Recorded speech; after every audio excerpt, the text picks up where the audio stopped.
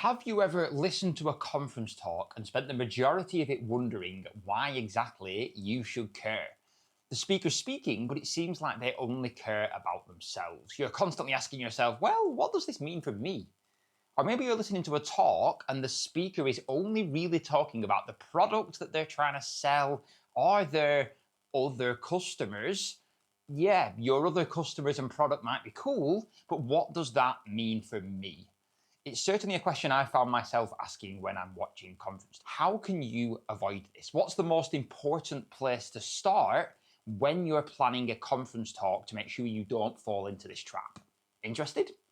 Let's find out. Hi, I'm James. I'm a storytelling technologist who's passionate about tech, but also about helping you influence, impact, and inspire others with your communication. I've spoken at over 30 conferences all over the world in the last couple of years, and believe me, I've had the same feelings you do.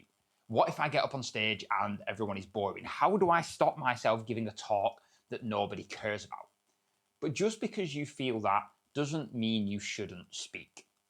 Now, I want to preface this whole video by saying I'm sure nobody out there giving conference talks plans to end up giving a boring talk, or a talk that the audience doesn't care about, or a talk that turns into a sales pitch for whatever company or product they happen to be selling.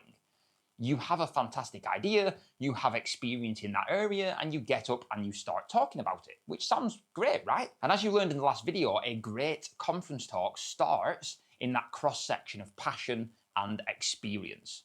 But here's where things can start to quite quickly go wrong.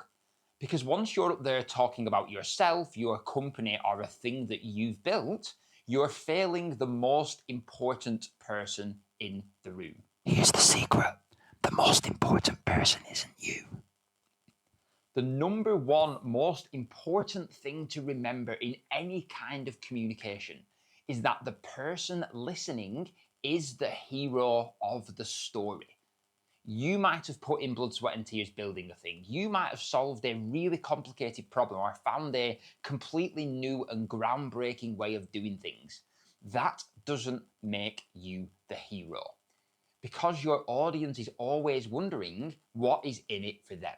Why should they care? And frankly, it's not great for our egos as speakers, is it? That the people aren't there to see you. People attend talks to take something away for their own work. They want to have a problem solved, or they want to have some part of their lives made easier or better. All of us, no matter how altruistic you think you might be, wake up with the world revolving around us. We are the center of our own worlds. The same applies to your audience as well. What that means is that every single thing you do when planning a talk should be grounded in this fact. The individual person sat in the audience is the hero of the story. When you start planning a talk, it shouldn't be about the broader industry. It shouldn't be about your other customers who are using your product. It shouldn't even be about the company the person sat in the audience works for. It should be hyper specific to the problem an individual person who is sat there has. Let me give you an example of two conference talk openings. One's a lot more general, one's more focused on the individual. And let me know in the comments which one you feel is better. We all want to build more reliable systems. That's a matter of fact. Nobody wants an unreliable system. And when we talk to our customers, they always say reliability is one of the most important abilities to them. Primarily, this is because they want the users of their software to be happy. And in this talk, I'm going to give you some lessons that we've learned from our other customers for how you can build more reliable software and increase reliability to 5 nines and beyond. Picture the scene. You're fast asleep in bed having a fantastic dream before you're rudely awakened by a really loud alarm. Rolling over, you realise it's 3 a.m. and your pager is going off. Again. It's the 10th time this month you've been paged in the middle of the night. You roll out of bed, you stumble over to your laptop, and you wonder which component it is that has gone wrong this time. It's not a pleasant feeling, is it? Just raise your hand for a second if you like being paged at 3 a.m.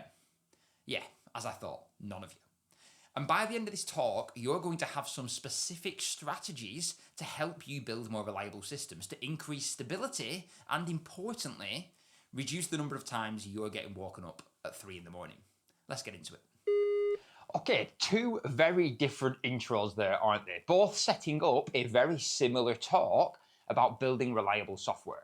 I hope at least you can see the difference. The first one, whilst it does still sound interesting, is grounded in vague industry ideas and generic customers.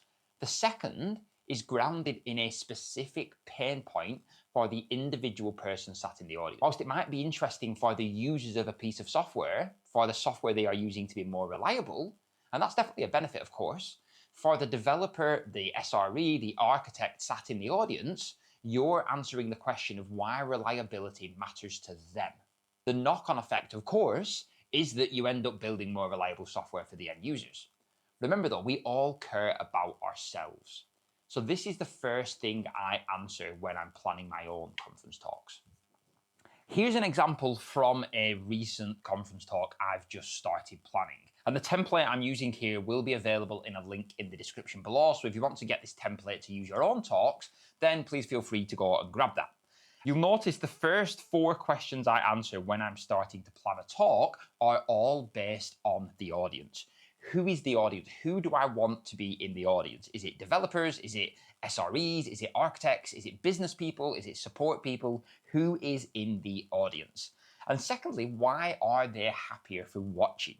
What is it that I want them to feel happy about as they watch this talk? What's the problem I'm solving for them?